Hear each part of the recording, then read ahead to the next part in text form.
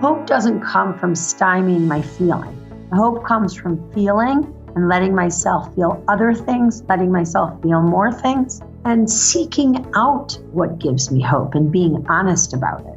I'm Ruth Ebenstein, and I share hope.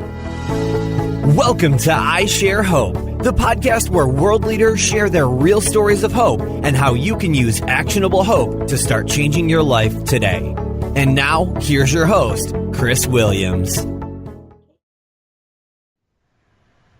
There we go. Hello. That works. Greetings. Much better. How's it going? Good. So I'm getting the top half of your face and this really cool piece of art behind you. Now I got your whole face and more art.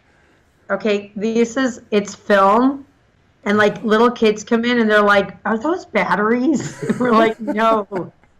Like a long, long time ago. That's right. Isn't that cool? Our wedding photographer made that. Wow. Back when cameras went click and it wasn't just made by a speaker noise. Yeah. Exactly. Well, you had to wait to see photos. Yeah, like a week. It was so long. And then you're like, what in the world did I take that picture for? And now I burst on my iPhone and I'm like, what in the world did I take 200 pictures of that for? I agree. I know, it's a whole different thing. So I thought actually it'd be fun to have that as the background just because it's funky. But Yeah, is it distracting or is it all right? Oh, no, I think it's super cool. I really love it. So an artist gave that to you? The photographer who did actually my first wedding and my second wedding, who's an amazing guy. Seriously, it was so funny. He's like 50% discount second wedding. Ruth, if you're going to third, it's going to be 200% more. You know. Yeah. So no, but this guy's a keeper. I'm not trading him in. My first and second husband sat at the same desk in high school and have the same initials. So I still use the monogram towels for my first wedding. I'm not kidding. Anyway, we went to like his show just because we love the photographer and like we were just going to be supportive. Yeah. And he's a photographer, but this is one of the things he made, and we loved it, and we bought it, and it's ours. So. That's so cool. Love it. Yeah. I love it. It's really a picture. It's a picture of pictures. That's not even a picture. Want me to show you? I'll pick it up and show I you. just really can't get over it. It's so cool up close. You'll have to come to Israel and check it out. Look at this. Seriously. So it's some rolls, like the roll canisters. Is it all canisters? Yes. Oh. Yes. Look. Wow. Take you back further. Can you see it? I mean, Yeah, I can. And so there's piece of wood. That's amazing. And there's obviously this stair-step diagonal thing going up to the right. Is that supposed to be a skyline, or does it represent something that I really want to make sure I get this? I never asked him. We just were so taken with it that, you know, we bought it and it stayed at the show and it was like delivered and so many people wanted it after us. But you can't even make this now. No, where would you get this many rolls of film? Seriously. That's so cool. Right? I love that. Isn't it? It's beautiful. It is an awesome. It's an awesome piece. I like textured art that you can actually feel. You know, it's just really neat, and it's got so much history. Yes, it is really fun. Is he an artist here in the States or over there where you are? He's Israeli, and he's based here, and he's a photographer, actually. Does he ever come to the States and do any shows? I should ask him. Yeah, that's you know what? I'm tempted to show you some of our. Maybe I'm going to take you to go show you some other stuff. I'm ready. Okay, come. I'll just show you three things. I'm turning my video off so we can make sure we get this. Okay, here, take a look. So look at this thing of the shoes. It's sideways now because we just switched things around. That's actually your video is still not showing up. Oh, this is killing me. I still want to see this. All right, well, you know what, Chris? I'll get you connected to him. That sounds great. That sounds great. You know what? I'll get you connected to him, or I'll even shoot some of these and just send them to you. Perfect. But he's on Facebook and he does all kinds of really cool stuff. He's also a wonderful person. That's really cool. So it's he's like a great artist doing great art, and he's got a big heart. He's a great guy. That's a great way to say all that. That sounds like a cool guy to meet. Well, I want to meet. I really do. I would love to meet him. And honestly, interesting interviews. I think it's fun talking to artists who are really doing something to inspire people, and artists often inspire people, I guess, but like you as a writer. But I would love to talk to him. So tell me about this. You are a breast cancer survivor. You're really good friends with somebody who's across the Israeli-Palestinian line over on the Palestinian side. Yes. And you're a historian. You're a writer. You're seen all over the place for your writing. You're also making a book about your relationship with this friend who you have that's crossed these religious and racial barriers because of fighting breast cancer. The same fight has gone on. I mean, you've got an enormous amount going on. What set you on the journey you're on now? That's like 20 steps that really don't seem very connected, but here you are. Yeah, it's true. They seem disconnected, and yet they're eminently connected. I agree that perhaps the most compelling hope component of my story is that I was diagnosed with breast cancer 5+ years ago while nursing my baby, who was my third kid in 3 years. Wow. And on an instinct in my head, went to the surgeon. I felt like something was wrong. I had lost 2 friends to breast cancer, so really on an instinct, someone upstairs sent me a message, and the breast surgeon sent me for a mammogram, and the guy basically said on the spot, if that's not cancer, I'm a monkey's uncle. I mean, he said, we're going to biopsy that. If the pathology report comes back negative, I'll think it's a mistake. And we almost dropped our baby. We were so shocked. I was 42 years old. And so 3 weeks later, I had a lumpectomy, and while my scars were still healing, it seemed, that the cancer hadn't spread, which was very blessed, and praise the Lord, and thank God I went on that instinct in my head. My girlfriend sent me an email and said, I went to a Christmas party, I met this really nice woman. There's an Israeli Palestinian breast cancer support group. Would you like to get involved? So I thought it was, like a flash of, wow, maybe something amazing, maybe something could come of this, because that felt like a very high level of intimacy. Yeah, seriously. I had moved to Israel 10 days after I graduated from Northwestern. I was very passionate about living here. My mom's a Holocaust survivor. Wow. And she came as a 7-year-old, on a boat, really, like I'm going to talk about that too, because my mom is just, hope personified. She was 3 years old in a ghetto and in a concentration camp, and, walked 20 miles and miles to freedom, and she was under 4 years old. Whoa. So anyway, at 7, my mom and her parents and her brother, who'd come before them, got on a boat and came to Israel. And so my mother met my father. There's a whole story there of my mom growing up in Jerusalem and then meeting my dad from Minnesota, and he fell in love with her first sight and proposed to her, and she moved with him to the United States, and I grew up there. But I had been raised to feel very connected to this place, and I had grandparents here, and biblical, cultural, spiritual, like a real connection to this land that had embraced my family after the Holocaust and after World War II. So I moved here, and in my interest in being in Israel, I was curious about the Palestinians. I didn't really know who the Palestinians were, where they were from, what were they affiliated with, what was their nationality. I really didn't know that much. I was curious. And they actually say that children of Holocaust survivors are disproportionately in helping professions. Really? So, yeah, which is like a fascinating thing. My mother herself, who's a child survivor and the daughter of survivors, she's a psychologist. And I brought to my interest in journalism and writing, etc., a lot of interest in telling stories and connecting with people. And so part of my passion coming to Israel was getting to know who the Palestinians were. And I had attended a dialogue group in Beit Sahur. But I found it really challenging to meet the women. That piece was really hard to do. Language barrier, my Arabic is pitiful, I barely know anything.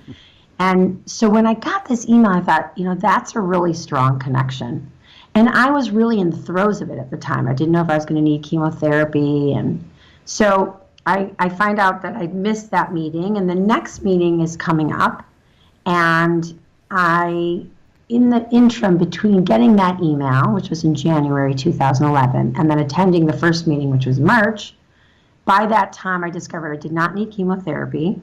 I had radiotherapy, radiation, and which I always joke around is like they cover you up when you go to the dentist so you don't get radiation, and like here they're doing that, because it's like they're with the scalpel and they cut out the cancer, but they want to make sure that nothing got lost, like that they didn't miss any cells. So they radiate you, and then I was all done. So now I'm a survivor, whatever that means. When I do public speaking, I joke around and say, I know what a Holocaust survivor is, and I know the TV show Survivor. Yeah. But you say, what's a breast cancer survivor? Because they tell you that it, God forbid, but it could recur. So what does that mean? So I'm kind of trying to understand what this thing is, that I'm a breast cancer survivor, that it's something, and it's now the beginning of March, and I don't need chemo, and I'm done with the radiation, and I go to this first meeting. Now it's held in West Jerusalem, which is the more Jewish side of, it's really like the Jewish side of Jerusalem. So it's a familiar place. It's close to where I did some of my research for my dissertation. Mm-hmm. And I walk into this kind of colorless conference room, not so special, and I see 20 or 25 hijabi women, with their heads covered. Sure, yeah. And all different colors, maroon, brown, red, beige, some greens, like all kinds of funky, beautiful colors of hijabis. And they were wearing abayas, which I didn't know that term at the time. It's kind of like a kaftan, a long flowing tunic dresses. Mm-hmm. And they were all talking, moving their hands and, drinking tea, and there's some Israeli women speaking in Hebrew. And I thought, oh my God, I've been living in this country for 20 years and I had to get breast cancer to be in a room with this many Palestinian women. Wow. And I had to get breast cancer to be with me. Mm-hmm. Now, this is kind of this real other in my society, right? Israel, Palestine, even if you don't know that much all about the conflict, they're really on kind of two sides of a divide and fighting over land, and God knows what they're fighting over. And you know what I'm saying? So you know that much. Mm-hmm. And then I have this other strange feeling, which is, but we're all the same in this room. We're all breast cancer survivors. So in that way, all these women and I share something very fundamental. So I sit down and they do Qigong, which is a Chinese form of meditation and breathing, and every activity was done in 2 languages, right? There's an interpreter. So in this case, it was in Hebrew, and they were interpreting in Arabic. And there was one woman who kept cracking jokes. I didn't understand the jokes. I know a tiny bit of Arabic from studying at Northwestern, but I could tell she was the funny one. And she came up to me at the end. They have, coffee, kind of meet and greet at the end. And she came over and said hi and introduced herself. And she said, my name's Ibtisam Erekat. So I said, Ruth Ebenstein. And I'm thinking, yes, you speak English. I can talk to you. I was so psyched. And she starts talking about herself. And she says, my husband Ahmed is quite a few years older than me. And I said, oh, my husband too. And she said, yeah, and he brought children into the marriage. And I said, my husband too. I have 2 stepdaughters. Mm-hmm. And then she said, and I was diagnosed while I was nursing. And it was kind of eerie at that moment because it's very uncommon to be diagnosed while you're nursing. If you do feel a lump or anything, then you think it's just milk. Sure. And you don't really look for it. You don't expect it. So that was, if you look up statistics on nursing moms diagnosed with breast cancer, it's very uncommon. It's very uncommon. And she told me she had 3 babies in 3 years, just like me. Wow. It was shocking. I swear to God. You're living parallel lives. Like if it was an elementary school play, just before Christmas, and they have kind of some little angel walking in, or, what I mean? Like just before Easter. And because it was so shocking. Here's this woman who looks so different from me. She's a different religion. She lives on the other side of the wall. There's a separation barrier through parts of the West Bank and parts of Israel and Palestine separated. Mm-hmm. And so she has just my life story. It was just shocking. And she was also funny. She also felt somewhat familiar in her personality. She was funny. She was kind of cracking jokes and very friendly and very open, which I am as well. So that was really intriguing and kind of exciting. Even I'd say like a little bit exhilarating, because it was kind of like, oh my goodness, like cancer's about something besides just, am I going to die? Something terrible going to happen to me. Yeah. And, so this little van comes to pick up the Palestinian women, and she squeezes my hand and says, I'll see you next time. It's been great. And when I walked to my car, it's like I realized I'm really thinking about her, and I was kind of remembering some terms I'd studied in Arabic, and it just kind of joggled my mind and made me think about something besides being a breast cancer survivor. And I was quite obsessed and scared because I'd lost 2 friends and I was about their age. So it was very frightening, and this was something else. This was something else coming out of cancer. Now, what's incredible is that she is now like a sister to me. We are very, very dear friends. And, you know, our families are friends, and my mom calls her from Michigan. And it kind of in an extended way, we've become a large family. So We just talked to her. I was wondering that. So even your families have accepted your relationship with her in an open way. Oh yeah, I mean, my sons were complaining like, when are we going back to Abu Dhabi? You know, they want to go visit her because her kids, and it's not that our kids are the same age. My kids are 6 and a bit, 8 and 9.5, and hers are teenagers. You know, they're 15, 17, and 18. Yeah. You know, something like that. So it's not that the kids are the exact same age, but I wonder if on some subterranean level they know we've been through something similar. You know, my kids don't really remember. You know, my youngest was really, you know, I mean, they were all, it was 3 little kids under 5, so they were small. But they know something, and they really act with her children like they do with my sister, you know, my sister's children. Mm-hmm. They feed them and they hang out with them. And my mom calls her from Michigan, and her family also is very embracing of me, her mother too. I remember when she told her in Arabic, you know, she's Jewish, you know, and she's Israeli, and her mom gave me this look of like, welcome, you know, welcome in my home. It was, and it just to give, you know, just to give our listeners a sense, we really wouldn't have met each other because she needs a permit to cross an 8-foot separation barrier, which is administered by the Israeli government. So, I mean, I'm not going to get into a whole security thing here because it's not really about that. It's that without illness, we wouldn't know each other, you know, without this. And blessedly, now she's over 50, so she doesn't need a permit anymore to get across. And we, you know, no matter what's going on in the headlines, you know, we're family. We are family. So that's a great start, a great explanation, first of all, for where you are and where you've come from. Thank you. And a great bit of encouragement for me. So this whole I Share Hope project came out of me trying to find hope and hopefully getting to hang out with people who are actually doing something with hope, because of coming through some really hard stuff in my past. Mine happens to be a really abusive story of childhood sexual abuse from my home that I was born into. But I so often feel like I get stuck in the role of being a survivor, and I want to be a thriver. I want to be something besides a survivor, right? You don't want to get stuck in that spot.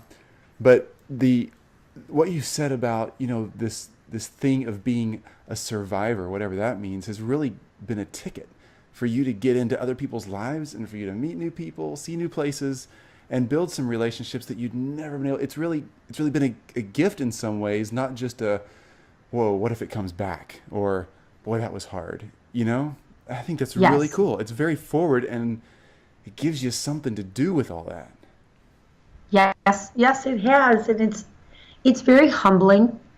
I think that, you know, and Chris, as someone who's been through hard things as well, I think people who've struggled or suffered or have had to pull themselves up because life has not been a straight line, all understand each other. Now, all of us are going to face difficult things. And the question is, what are we going to do with it? What are we going to do with it? Because it is in our power to do something with it.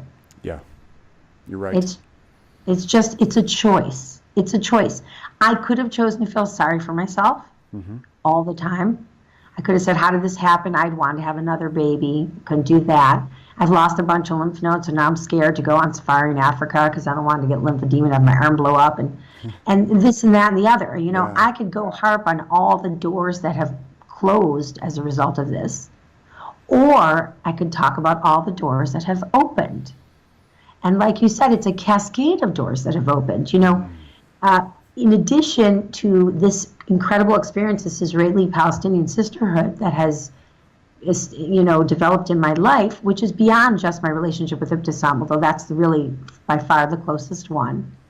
We traveled as part of a delegation that Susan G. Komen Race for the Cure sponsored. An Israeli-Palestinian delegation traveled to Bosnia-Herzegovina to meet other women who cross cultural, religious, and ethnic lines to support each other. Wow. And so, yeah, so we met women from Bosnia, and just to remind folks, in the 90s, there was a civil war there. And so the Bosnians and the Serbians and the Croatians, who are three different religions, people who lived together and married each other and were all just one big happy family, started killing each other. I mean, after Yugoslavia broke in independence. So horrible things happened there. And there is now, it's a country of 3 million people with 13 health ministries. There's still kind of some undertones of things going on between the different religious groups, etc. And the thinking was, let's bring together these women from conflict regions who have also fought breast cancer. It was incredible. Wow. Everyone listening to this podcast can tell that I'm quite the verbal person. And, we needed 2 interpreters to translate all the conversations, but I felt such connections with these women. I felt so strongly connected to them. I really felt the universality of the humankind. It was just incredible. And I'm still in touch with these women on Facebook. Really, they don't know English. I certainly don't know Bosnian. We somehow write to each other, little Google Translate, whatever. But there was this keen understanding of having fought disease and living in regions where people kill each other, and for what?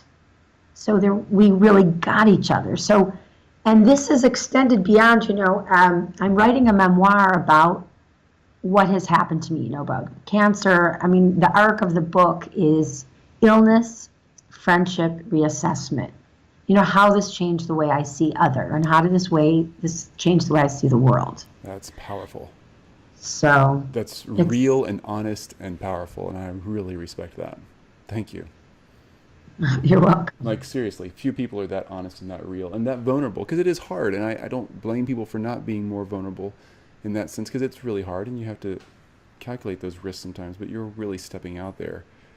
And breast cancer is not my issue, but as somebody with issues, the people who have been verbal ahead of me have just become heroes of mine. So thank you for being a hero already. Wow, thank you. I just feel like a person trying to make something of it. But if I can inspire others to open up and look beyond what's right in front of you, then I will feel that I have done, I have done my job. I have shared this, because certainly our goal is to pass on what we've learned through our struggles to others who can benefit from these lessons without the struggles. Mm-hmm. That would be my hope for others, to share the hope that I've gleaned from these deep understandings that I have come to through illness. Folks, grab them without the illness. Really, the person who looks so different from you is just like you. You're right. You're just that, even that person who's hijabi and you can only see the little eye slits and you think, oh my goodness, who's under that hijabi? A person like you. When you're all wrapped up in the snow, you look the same. That's a great point. Maybe more colorful, maybe it's easier to eat spaghetti. But that's how you're the same. Yeah, that's a great point. Okay, well, here it is. You got to answer our 5 questions, and I think you might have already answered 1 or 2 of them, but you can reference back. Okay. Let's go for number 1. So, number 1, what is your definition or your favorite quote or your belief about hope? Any way that you want to phrase that up. Okay. So I found a quote. Actually, it was funny. I looked today for a quote, and then I'm going to give y'all some just my general thoughts. I found this quote by Robert H. Schuller: "Let your hopes, not your hurts, shape your future." I think that really applies to all of us. Now, what I would say is the mantra that I grew up with in my family is that things don't have to be perfect to be really good. Perfection doesn't exist. I grew up in a family that doesn't believe in hanging on to anger and resentment. I mean, my mom's a super hopeful person, even though she was a in a concentration camp at 3 years old. So just kind of looking at the goodness around you and enlarging it, stretch it like a little kid takes, blows balloons on the porch or out in the field, and you can kind of blow the bubble and see all the colors, and it just gets bigger and bigger, and it's kind of tender, and like that. Take those little things and you blow out, and that's your hope. At least that's my hope. That's awesome. You're really encouraging me already. This is really great. This is why I'm doing this project. I get so much out of this. I know that so many people that are listening along with me are just learning and taking notes like I am, but wow, I love this. Okay, so question 2. Who's invested that kind of hope in your life? Sounds like Mom definitely has. And that could be the best example that's really pouring into you or has in the past. I mean, I think my mom has survived a lot of adversity and is very optimistic and has definitely modeled a lot of hope for me. She's, as I mentioned earlier, she's a psychologist, and she said she once went to a conference about people, trauma survivors, and she was in all the groups. She'd been like attacked, she'd been through, and she was like, oh, I've had that, and I've had that, and I've had that. But you know what? I didn't even know that as a child growing up. I didn't know the extent of the things that she's been through. And it's informed her experience, but she's not a bitter, angry person at all. She's a hopeful person and a happy person.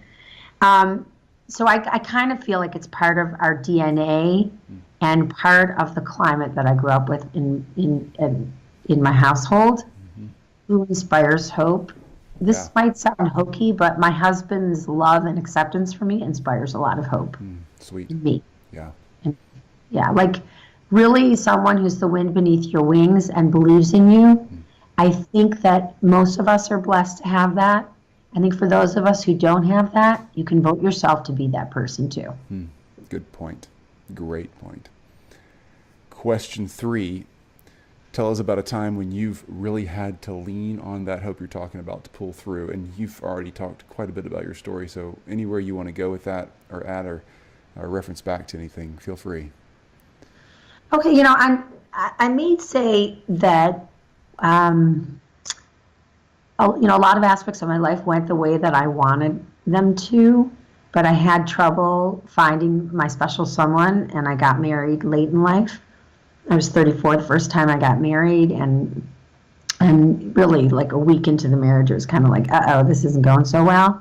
And we got divorced after a year and a half. Now, funnily enough, my first husband and my second husband went to the same high school and sat at the same desk, and they have the same initials in their names. So I still use the monogram towel from the first marriage. I'm not making that up. I mean, my mom was a Holocaust survivor. I'm not going to waste. So they're beautiful doubles.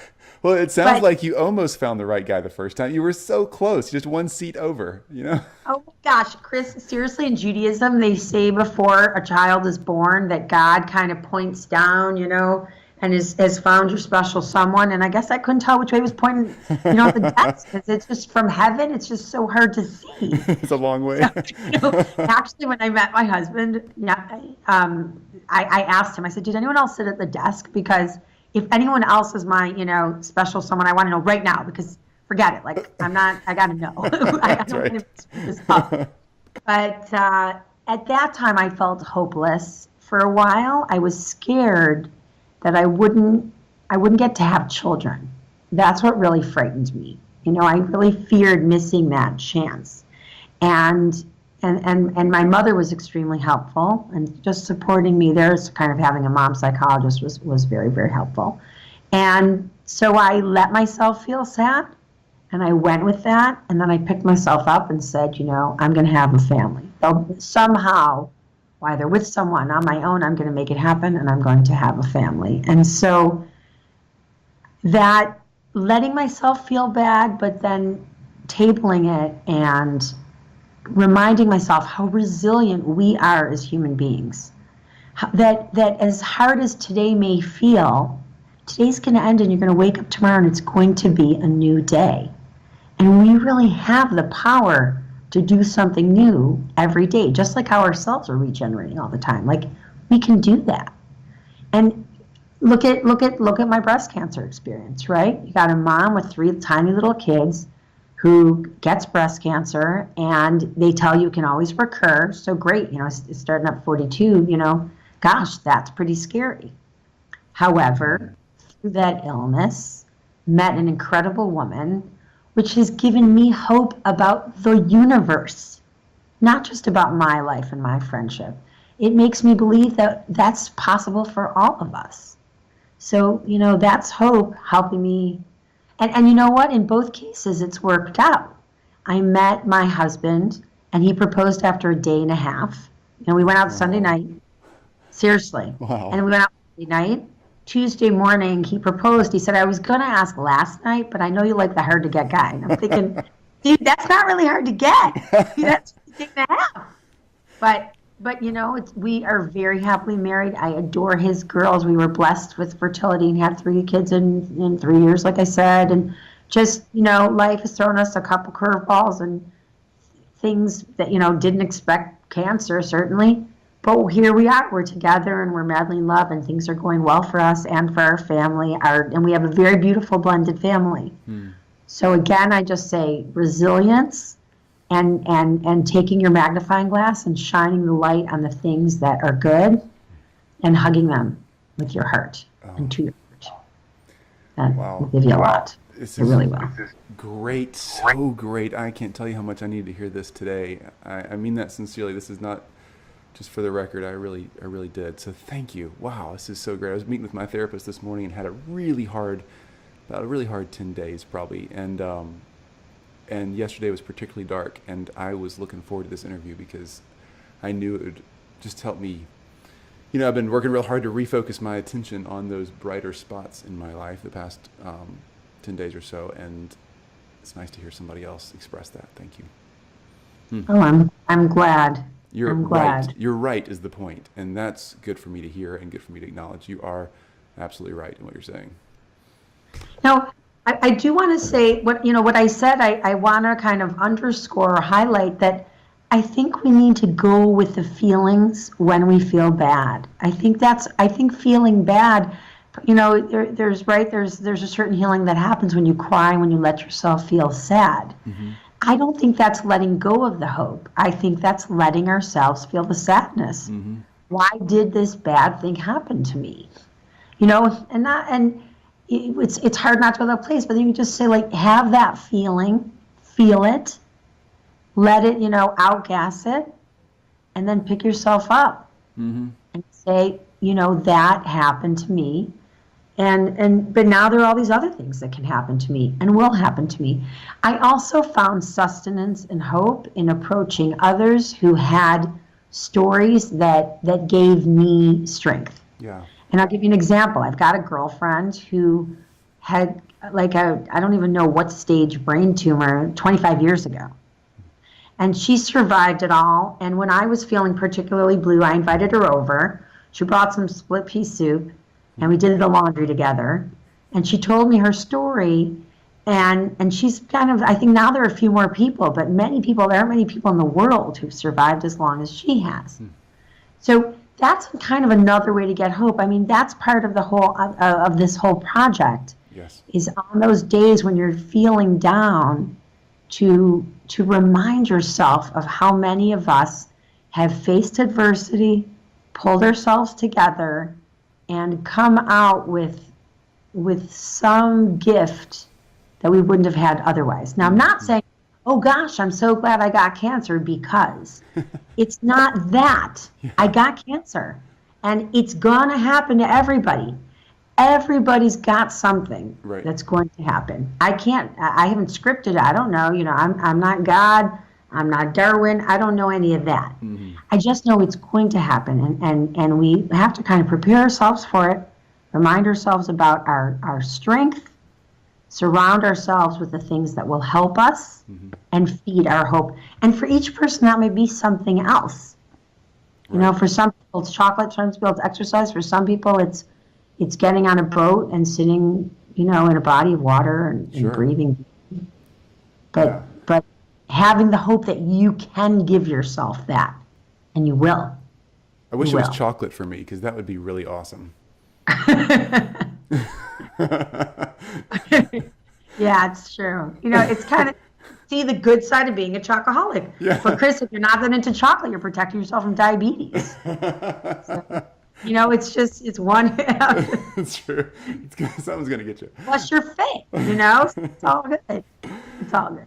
All right, question 4. So, how are you sharing hope today? What are you doing in and around your life that's bringing hope to you and others? And again, you're giving us you've already given me 10 points, so I just love it. Give me a few more.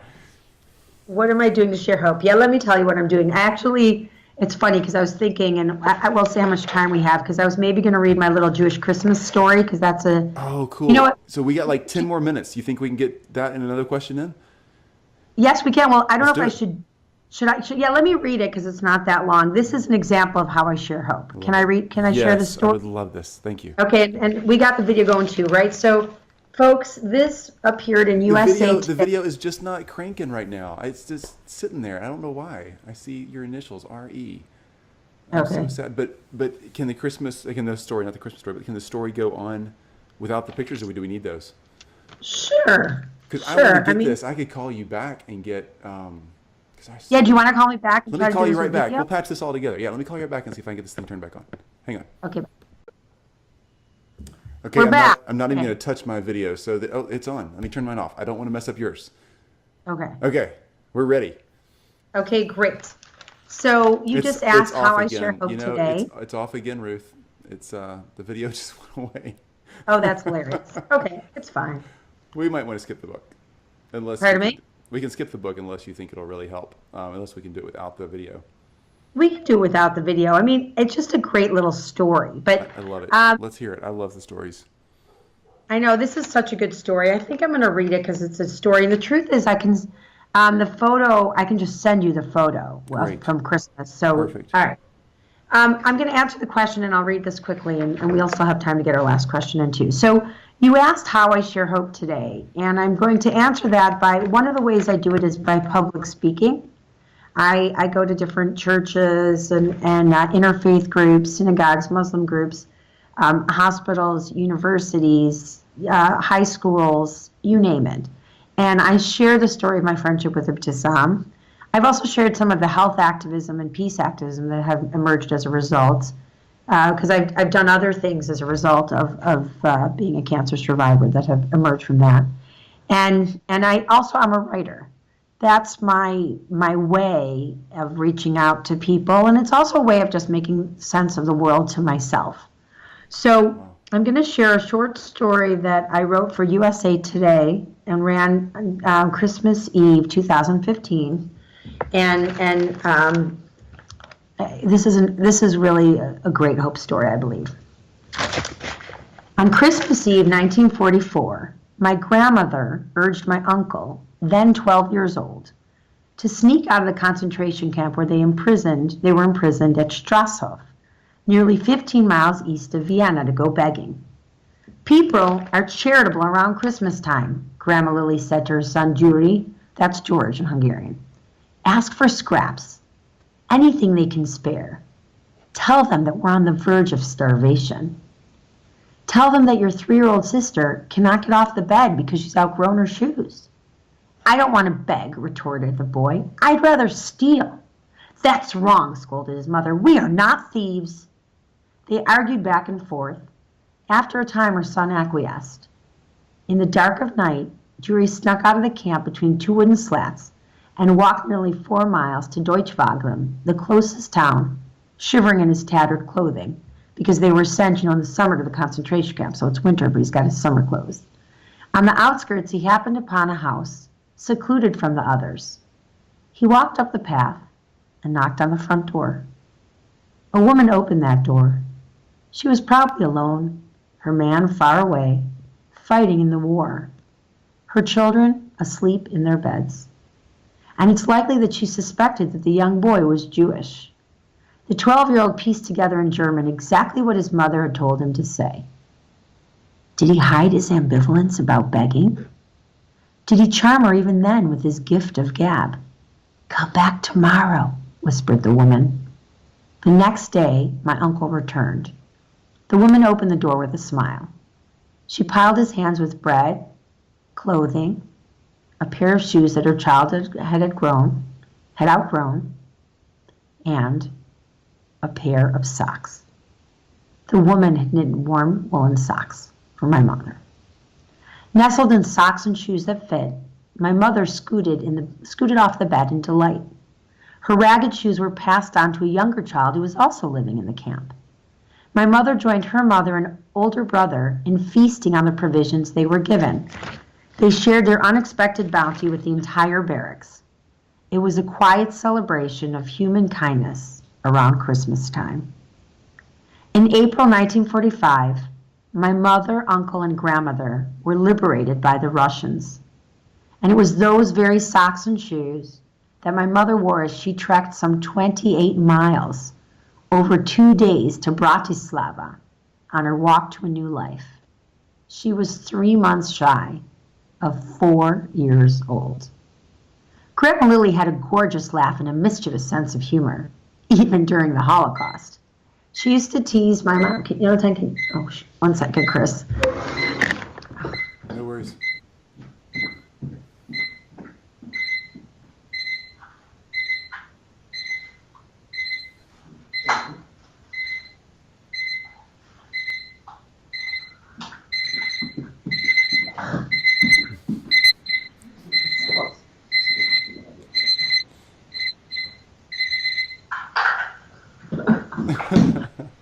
You okay, Ruth? Alarm clock that doesn't work. You had to take the batteries out? Yes. I could hear all that going in the background. I thought I thought it was a smoke alarm or something. I was like, her house is going to burn down. She's yanking the batteries out. That's so crazy. So I'm going to go back to, she was 3 months shy. I'll go back to April 1945. Yeah, that's great. I'm really fascinated with this. Keep going.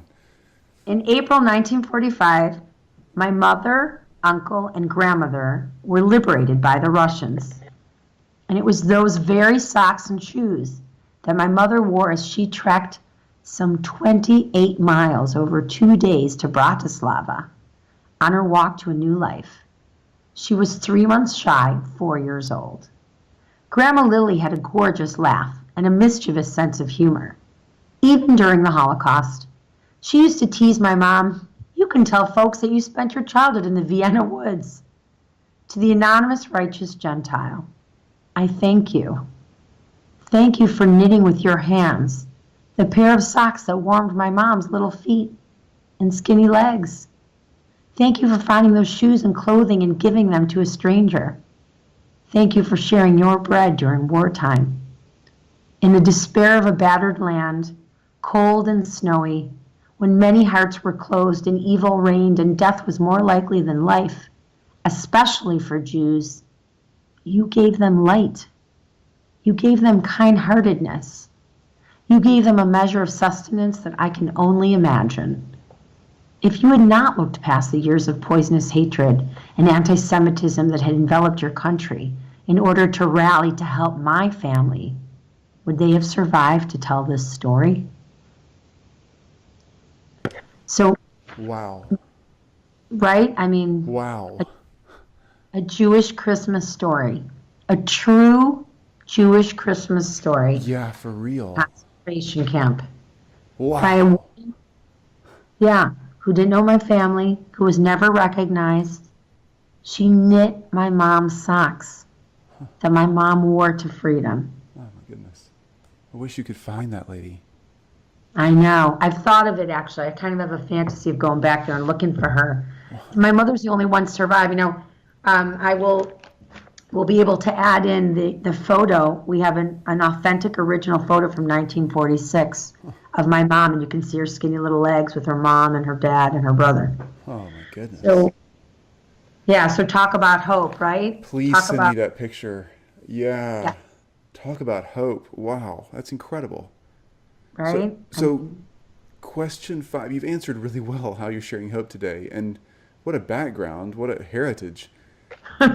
Tell us with question 5, how do we share hope today or grow in hope? What are the simple ABCs? Somebody who's just starting out, trying to gain a little ground on this thing. What next? When we hang up this phone call, what do I do next? Well, what are the little things we do? I would kind of say to every person, close your eyes and find a moment where you felt joy. Not necessarily hope, but joy.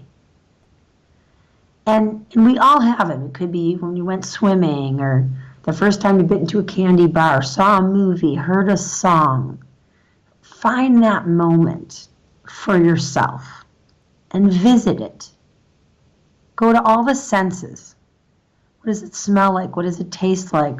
How does it feel on your skin? The light, and in the room or outside, wherever you are. And take it and kind of hug it. Take it into yourself, that little moment that feels good for you. And call that your hope moment that you kind of carry around in your pocket, that makes you feel good. That a moment where you knew you were good, where you felt the joy, where you didn't ask if you felt hope, you were the hope. Like you were the good feeling, you were that joy. I think that we all have that. We all have that. Afterwards, maybe we've been through other things that have polluted that or taken it up or whatever. But we can go back there. It's ours. Yes. Now, I'm a writer, so I take those moments, like I said, and I do kind of this sensory thing with it. But I think all of us can get a lot of sustenance from that. I truly believe. I think each one of us has a person. Some of us have persons, and some of us have moments with a person where we felt good. We felt seen and recognized.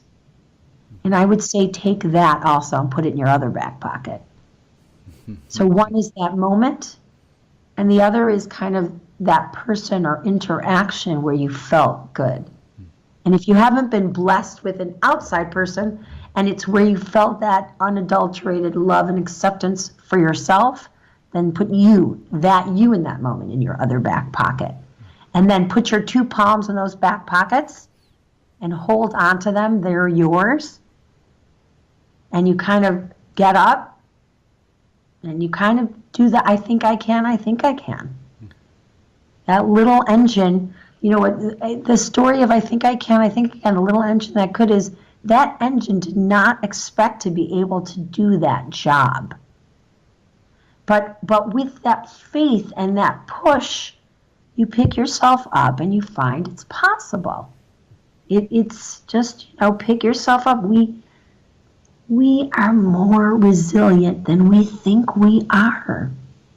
We all have goodness in us, and we all have love, and we all are created in the same way. We're all the same.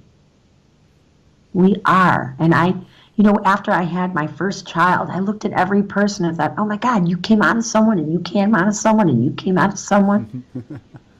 Really. Yeah, it's true. And it's just take yourself to those primary places and trust yourself in your ability to make those sensory moments come alive and to wrap yourselves up in them. It's like a blanket.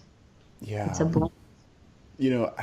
I'm sitting here, as I'm sure lots of people are who are listening along with me, and I've got a hand in each back pocket, my eyes closed, and I've just got those two, that really good moment and that really good relationship, and I'm really with you there. I could sit and listen to you read and talk and read your writings just all day long, and unfortunately this whole podcast thing keeps us a little bit limited. But it's also good. It's also good because folks got a lot to do. Well, we do, I guess, but people, it's amazing we listen to what we want to. And people do. So I'm sure that everybody listening along with me right now is just so grateful for your time. So Ruth, so we don't have to quit.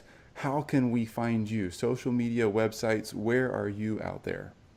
Yes. Well, folks, I would love to be in touch with you. it's really important to me. I became a journalist because I love people and I love their stories and I truly care. I really am excited and curious.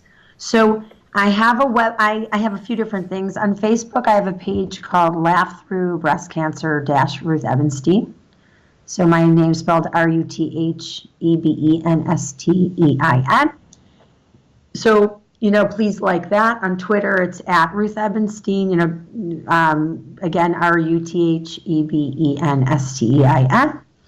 And my website is laughthroughbreastcancer.com. And I just, right now I just put out whatever writings and things that I have, I post them.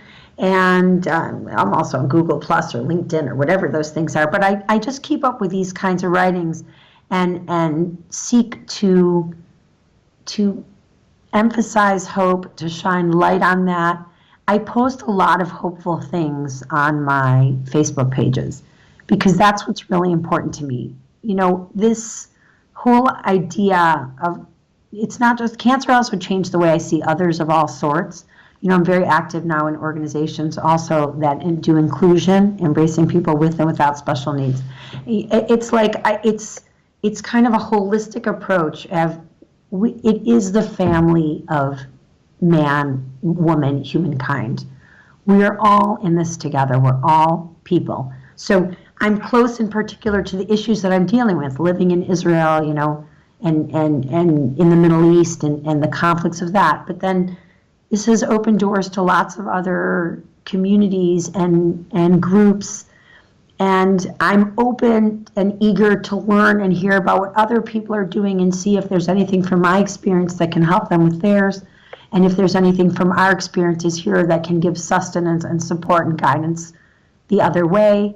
And I'm working on my book and hope to get that out. I think the memoir will be called something like Ibtisam and I, an unexpected friendship across the Israeli-Palestinian divide, forged through breast cancer. I'm not sure yet, but something like that, and maybe even a children's book about it as well to educate young folks about how we embrace other.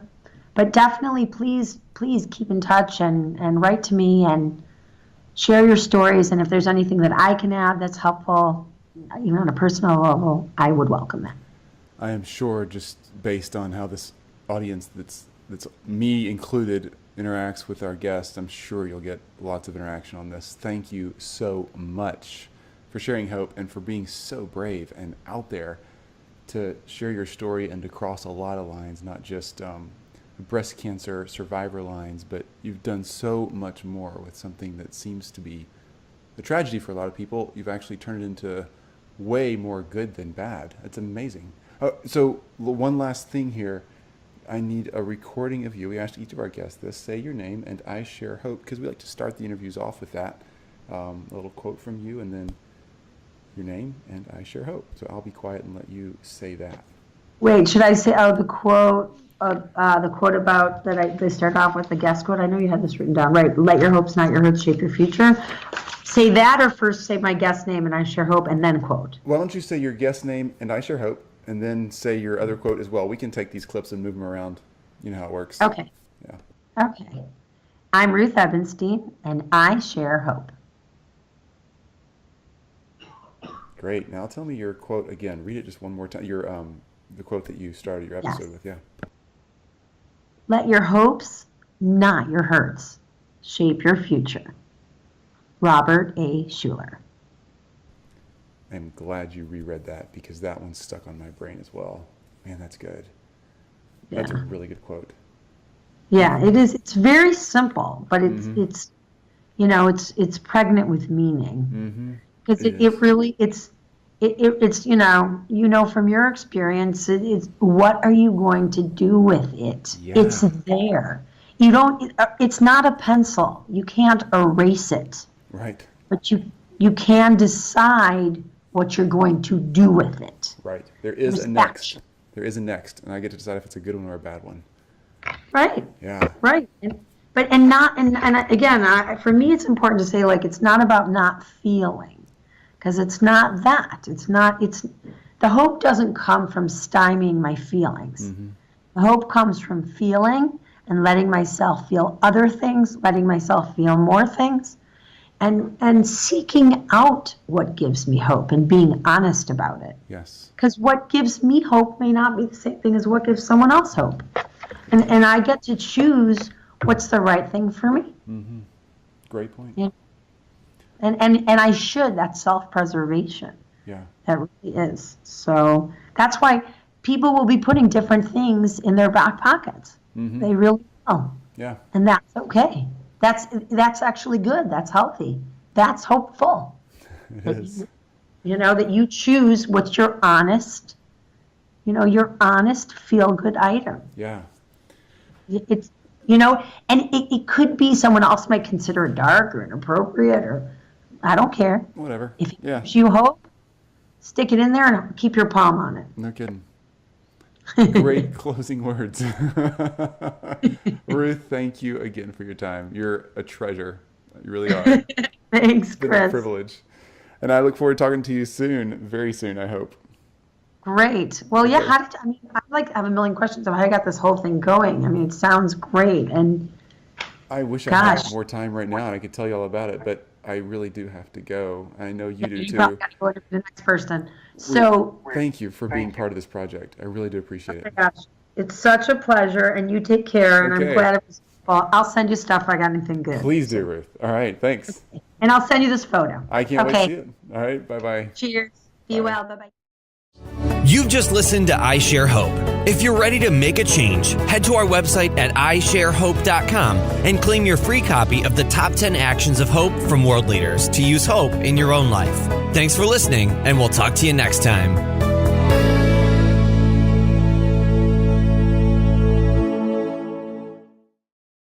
Really didn't know that much. I was curious. And they actually say that children of Holocaust survivors are disproportionately in helping professions. Really? So, yeah, which is like a fascinating thing. My mother herself, who's a child survivor and the daughter of survivors, she's a psychologist. And I brought to my interest in journalism and writing, etc., a lot of interest in telling stories and connecting with people. And so part of my passion coming to Israel was getting to know who the Palestinians were. And I had attended a dialogue group in Beit Sahur. But I found it really challenging to meet the women. That piece was really hard to do. Language barrier, my Arabic is pitiful, I barely know anything. And so when I got this email, I thought, that's a really strong connection. And I was really in the throes of it at the time. I didn't know if I was going to need chemotherapy. And so I find out that I missed that meeting, and the next meeting is coming up. And in the interim between getting that email, which was in January 2011, and then attending the first meeting, which was March, by that time I discovered I did not need chemotherapy.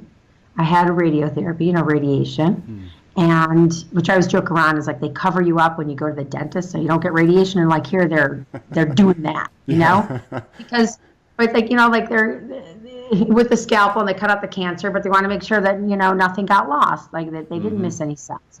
So they radiate you, and then I was all done. So now I'm a survivor, whatever that means. When I do public speaking, I joke around and say, I know what a Holocaust survivor is, and I know the TV show Survivor. Yeah. But you say, what's a breast cancer survivor? Because they tell you that it, God forbid, but it could recur. So what does that mean? So I'm kind of trying to understand what this thing is, that I'm a breast cancer survivor, that it's something, and it's now the beginning. Hope doesn't come from stymieing my feeling. Hope comes from feeling and letting myself feel other things, letting myself feel more things, and seeking out what gives me hope and being honest about it.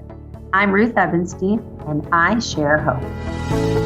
Welcome to I Share Hope, the podcast where world leaders share their real stories of hope and how you can use actionable hope to start changing your life today. And now, here's your host, Chris Williams. There we go. You are. Hello. That works. Greetings. Much better. How's it going? Good. So I'm getting the top half of your face and this really cool piece of art behind you. Now I got your I whole know. face and more art. Okay, it's film, And like little kids come in and they're like, "Are those batteries?" We're like, "No." They're like a long, long time ago. That's right. Isn't that cool? Our wedding photographer made that. Wow. Back when cameras went click and it wasn't just made by a speaker noise. Yeah. Exactly. Well, you had to wait to see photos. Yeah, like a week. It was so long. And then you're like, what in the world did I take that picture for? And now I burst on my iPhone and I'm like, what in the world did I take 200 pictures of that for? I agree. I know, it's a whole different thing. So I thought actually it'd be fun to have that as the background just because it's funky. But Yeah, is it seriously. distracting or is it all right? Oh no, I think it's super cool. I really love it. So an artist gave that to you? The photographer who did actually my first wedding and my second wedding, who's an amazing guy. Seriously, it was so funny. He's like 50% discount second wedding. Ruth, if you're going to third, it's going to be 200% more. Yeah. So Stop no, while but you're this ahead. guy's a keeper. Forgot, I'm not trading him in. My first and second husband sat at the same desk in high school and have the same initials. So I still use the monogram towels for my first wedding. I'm not kidding. Anyway, we went to like his show just because we love them. He's like a great artist doing great art, and he's got a big heart. He's a great guy. That's a great way to say all that. That sounds like a cool guy to meet. Well, I want to meet. I really do. I would love to meet him. And honestly, interesting interviews. I think it's fun talking to artists who are really doing something to inspire people. And artists often inspire people, I guess. But like you, as a writer. But I would love to talk to him. So tell me about this. You are a breast cancer survivor. You're really good friends with somebody who's across the Israeli-Palestinian line over on the Palestinian side. Yes. And you're a historian. You're a writer. You're seen all over the place for your writing. You're also making a book about your relationship with this friend who you have that's crossed these religious and racial barriers because of fighting breast cancer. The same fight has gone on. You've got an enormous amount going on. What set you on the journey you're on now? That's like 20 steps that really don't seem very connected, but here you are. Yeah, it's true. They seem disconnected, and yet they're eminently connected. Mm-hmm. I agree that perhaps the most compelling hope component of my story is that I was diagnosed with breast cancer 5+ years ago while nursing my baby, who was my third kid in 3 years. Wow. And on an instinct in my head, went to the surgeon. I felt like something was wrong. I had lost 2 friends to breast cancer, so really on an instinct, someone upstairs sent me a message. Mm-hmm. And the breast surgeon sent me for a mammogram, and the guy basically said on the spot, if that's not cancer, I'm a monkey's uncle. I mean, he said, we're going to biopsy then. If the pathology report comes back negative, I'll think it's a mistake. And we almost dropped our baby. We were so shocked. I was 42 years old. And so 3 weeks later, I had a lumpectomy. And while my scars were photographer, and we were just going to be supportive. Yeah. And he's a photographer, but this is one of the things he made, and we loved it, and we bought it. And it's ours. So. That's so cool. Love it. Yeah. I love it. It's really a picture. It's a picture of pictures. That's not even a picture. Want me to show you? I just really can't get over it. It's so cool up close. You'll have to come to Israel and check it out. Look at this. Seriously. So it's some rolls, like the roll canisters. Is it all canisters? Yes. Oh. Yes. Look. Wow. Take you back further. Can you see it? I mean, yeah, I can. And so there's piece of wood. That's amazing. And there's obviously this stair-step diagonal thing going up to the right.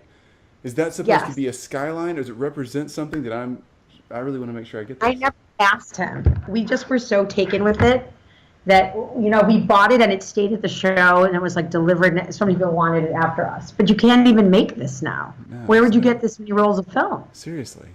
That's so cool. Right? I love that. Isn't it? It's beautiful. It is an awesome. It's an awesome piece. I like textured art that you can actually feel. It's just really neat, and it's got so much history. Yes, it is really fun. Is he an artist here in the States or over there where you are? He's Israeli, and he's based here, and he's a photographer, actually. Does he ever come to the States and do any shows? I should ask him. Yeah, that's what? I'm tempted to show you some of our. Maybe I'm going to take you to go show you some other stuff. I'm ready. Okay, come. I'll just show you 3 things. I'm turning my video off so we can make sure we get this. Okay, here, take a look.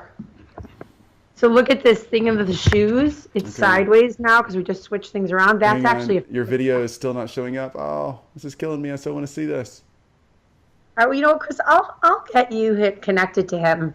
That sounds Here. great. That sounds great. You know what? I'll get you connected to him, or I'll even shoot some of these and just send them to you. Perfect. But he's on Facebook, and he does all kinds of really cool stuff. He's also a wonderful person. That's really so cool. it's still healing. You know, it seemed, you know, that the cancer hadn't spread, which was very blessed, and you know, praise the Lord, and thank God I went on that instinct in my head. My girlfriend sent me an email and said, you know, I went to a Christmas party, I met this really nice woman. There's an Israeli Palestinian breast cancer support group. Would you like to get involved? So I thought it was, you know, like a flash of, wow, maybe something amazing, maybe something could come of this. You know, because that felt like a very high level of intimacy. Yeah, seriously. I had moved to Israel 10 days after I graduated from Northwestern. I was very passionate about living here. My mom's a Holocaust survivor. Wow. And she came as a 7-year-old, you know, on a boat, really, like my mom's, I'm going to talk about that too, because my mom is just, you know, hope personified. She was 3 years old in a ghetto and in a concentration camp, and, you know, walked 20 miles and miles to freedom, and she was under 4 years old. Whoa. So anyway, at 7, my mom and her parents and her brother, who'd come before them, you know, got on a boat and came to Israel. And so my mother met my father. There's a whole story there of my mom growing up in Jerusalem and then meeting my dad from Minnesota, and he fell in love with her first sight and proposed to her, and she moved with him to the United States, and I grew up there. But I had been raised to feel very connected to this place, and I had grandparents here. And, you know, biblical, cultural, spiritual, like a real connection to this land that had embraced my family after the Holocaust and after World War II. So I moved here, and in my interest in being in Israel, I was curious about the Palestinians. I didn't really know who the Palestinians were, you know, where they were from, what were they affiliated with, what was their nationality. Like,